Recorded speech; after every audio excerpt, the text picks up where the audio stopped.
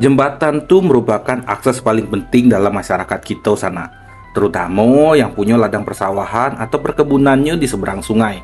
Jadi jembatan tuh elemen utama dalam meningkatkan kesejahteraan dan ekonomi masyarakat kita.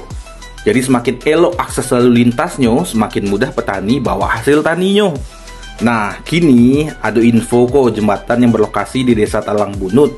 Jembatan itu pernah putus tahun yang lalu waktu banjir besar di situ kata warga. Nah, terus karena tidak kunjung diperbaiki, jadi masyarakat deweklah swadaya untuk memperbaikinya seadanya.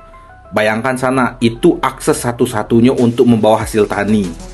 Mano kita kok nak bahagia sejahtera kalau elemen penting Caiko dihiraukan ke pemerintah dan pejabat kita kok yang banyak.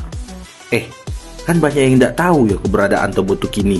Termasuk bupati kita yang terhormat tuh, apalah raib kok, seolah-olah hilang dari peradaban gini.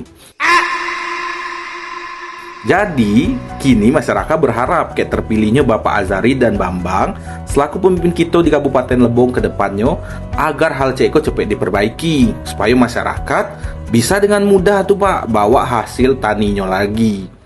Aman awe yo casil lo itu awe di Jawa warna. Isdah.